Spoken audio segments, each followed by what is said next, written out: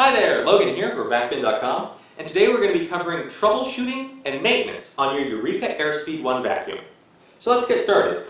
Maintenance is very easy on this machine. Just pull out the dirt cup, twist to unlock, and just empty this dirt cup right into your trash can. Then place the top right back on and lock it in. Next, every month you want to wash this filter. Just pull it out by opening up the top, taking the filter, running it under hot, warm water and just squeezing it gently, getting it nice and clean, and then leave it to dry for 48 hours before putting it back in the machine. After that, put it back in and snap the bin back into place. For the next part, we're going to flip the vacuum on its back, and every month when you clean the filter, take a knife and just cut any hair that accumulates off the brush roll. In addition, every time your belt breaks, just get a new belt. You also want to note that this filter is not permanent and it will wear out, so you will need to replace both the belt and filter on this machine. So, something to keep in mind. Now let's move on to troubleshooting, because that's all there is for maintenance. Troubleshooting on this machine is pretty simple. First, you want to make sure it's plugged in. Next, we're going to remove our bin and place our hand right here. We're going to turn on the power, and when we have a couple fingers here on this top hole, we're going to do two things. Number one, we're going to feel for suction here, and number two, we're going to look down at the brush roll.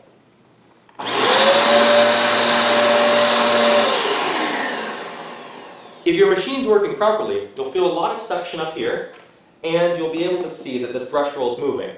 If you can feel suction, but the brush roll is not moving, and you may smell a burned rubber smell, you need to replace your belt. If you don't feel very much suction here, and the brush roll is not moving, your motor has gone bad, you need to call Eureka to see if you can get a replacement or buy a new vacuum. However, if both the brush roll is spinning and you could feel suction, great, move on to the next step. For that, we're going to put the bin back on. If I can get it back on, there we go. And turn our machine to the side. Next, we're going to disconnect the hose here at the top. And we're going to turn our dial here, our airspeed dial, to the hose position. What we're going to do now is turn on the vacuum and feel for suction here. If you can feel suction here, that means that the bin is just fine. If you can't feel suction or it's very, very weak here, you're going to want to check a couple things. Number one, check to make sure that it is indeed on hose. That would be towards the back of the machine with the arrow pointing back. If it's on floors, you won't get any suction up here. So keep that in mind. We're going to troubleshoot floors in just a moment, but hose is the easier of the two to troubleshoot. So if you can feel suction here, great. Also, take off the bin and turn this dial. Make sure that the disc inside spins and you can see that tube moving. If it doesn't move, then that means that something's wrong with the part right here and you need to have your vacuum replaced. So let's finish up our hose troubleshooting, and after that we can move on to floor troubleshooting. So once again, if you can feel suction here, move on to the next step. Now that you have your hose unscrewed, take the other end off and look through it. Make sure that you could see straight through. Now, as you can see my hose with the camera, it's not very easy to do, but my hose is clear. Now, if you see a blockage or you can't see through it, the easiest thing to do is take the handle of a broom and push it through one end all the way to the other. Your clog will come out the other end, and that will save you a lot of money versus going to a vacuum repair shop. So, very, very easy fix to do. A lot of clogs happen in the hose. This works on pretty much any vacuum. So if you ever get a clogged hose, broom handle, easiest way to clear it. Now let's screw that hose back in. And let's put it back down. Now, if you're having trouble with any of the attachments, so you can get suction here on the hose, but you can't get it, let's say, at the end of a wand.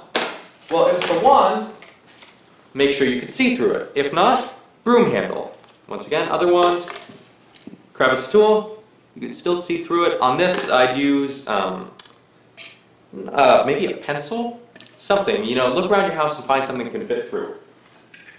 You could even do the same for the dusting brush. Now, the last attachment we should troubleshoot is the turbo brush. And if it's not spinning, Stick your finger in right here and see if you could spin the little wheel. If you could spin the little wheel, but the brush isn't turning when the vacuum is on, try spinning the brush right here. If the brush spins but not the wheel, then your belt is broken. You'll have to buy a belt for this, and you can just use this little screw right here to replace it. Now, if it's very, very hard to turn the wheel, most likely it's just jammed up with dog hair, cat hair, dust. Unscrew that, and then just pull out any big chunks of dust or dirt that you can find, and screw it back together. That's all the troubleshooting we can really do for the hose on this machine. Now let's move to the floor side. So now, at this point, make sure that your carpet selector is properly adjusted. Contrary to popular belief, you don't actually get a better clean by setting it all the way to low, unless you actually have low pile carpets like I do. If you do that, you're just going to burn through belts, and by that, you're going to burn through money. So make sure it's set properly. If it's set too low, the vacuum will be very hard to push, and it will burn through belts. If it's set too high, it won't pick very much up, and it will be too easy to push. It will feel like pushing air. You want it just right so it makes a good seal with the carpet, and you get great cleaning results.